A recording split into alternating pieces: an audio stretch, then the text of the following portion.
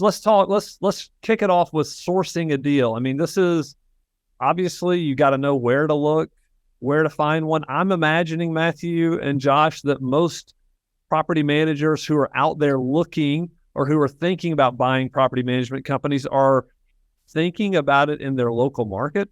Agree? Disagree? And so, easiest way to start. yeah, it's definitely the easiest way to start. And so, Matthew, this is what you did initially. So talk about some of the ways, like as you were starting out, you were managing 250 properties or whatever. Like, how did you think about finding other property management companies to buy? Where did you look? Yeah. Well, I think there's two things that have to happen, right? Like people need to know that you're interested in doing this, right? That you're out there buying property management companies. And then when the time is right, they need to think about you. One of the things that I found is that when people are buying business or selling their business, it's like this information gathering stage happens, and then it happens all at once, very quickly. And what I've found is that there's usually an impetus for pushing people across the finish line. So, the proverbial straw that breaks the camel's back, right? Like if somebody's retiring, maybe somebody gets sick in their life, or maybe they get sick, or maybe their spouse or significant other is frustrated and tired of them continuing to hold on to this business well into their 60s or into their 70s, and they're like, "Hey, I want to enjoy retirement, and you better quit that business." But whatever it is, it's like there's like this information gathering stage, and then it's kind of like which is like a real long tail, and then it's like an all of a sudden thing has been my experience. So you want to, number one, make sure everybody knows you're out there buying. And number two, and frankly, that's what we're doing right here. Number two is make sure that when they do think about it, they think about you. So I would just look at all these things through that lens, right?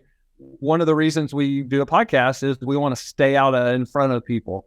The first thing we want to talk about when sourcing a deal is if you've been to any industry events like IMN or NARPM, we're always showing up at that, right? Because what happens is we get in front of everybody on a consistent basis. And because you become familiar with our faces, become familiar with us, and this can happen at the local level too, right? Like attending NARPM lunches on a monthly basis.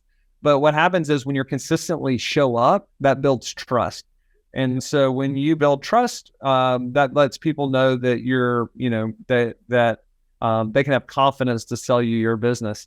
I did this really early on when we were deciding, we were in Birmingham and said, "Hey, can we manage 25,000 houses in Birmingham?" And the answer is it is possible, but it would be very hard to manage almost all the houses in Birmingham.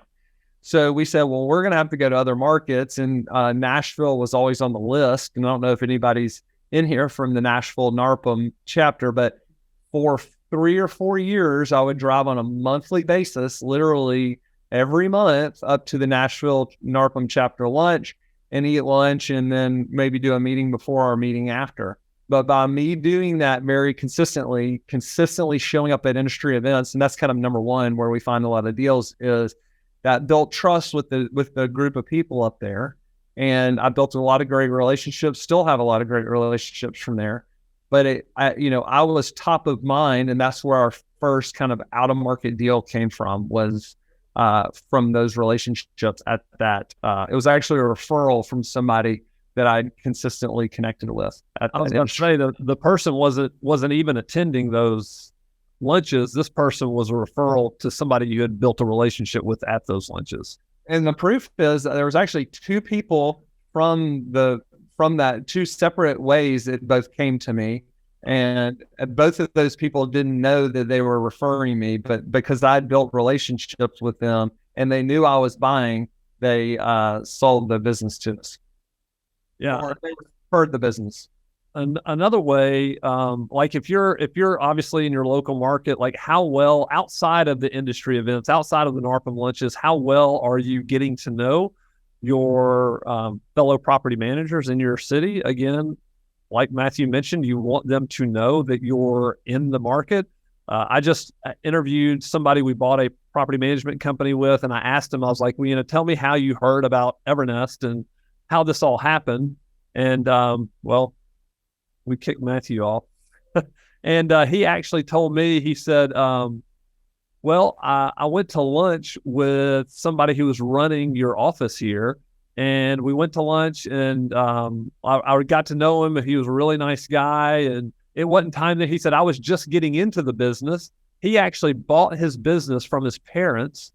And he said, so I went to lunch with your team leader in this city and had lunch with him. And he was a really nice guy. We kept in touch.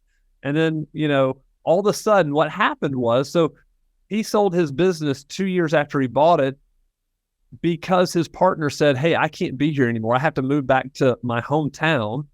Therefore, there's that event that happened, right? It was just like all of a sudden. And he goes, hey, well, I'm not going to run this thing by myself. I need to sell it. Who am I going to talk to? And because he had gone to lunch with our team leader several times, he thought, well, Evernest is somebody I want to talk to. And so, again, just getting out into the market and letting people know this is what you're doing.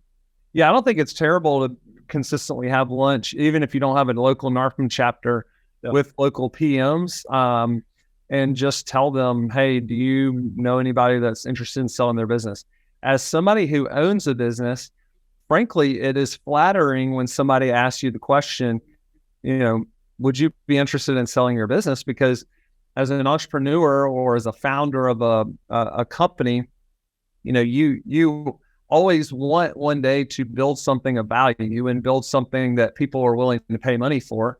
And when you do that, it's flattering to know, even if now is not the right time, it's flattering to know that people see the value that you've built. And so don't feel bad about asking that question.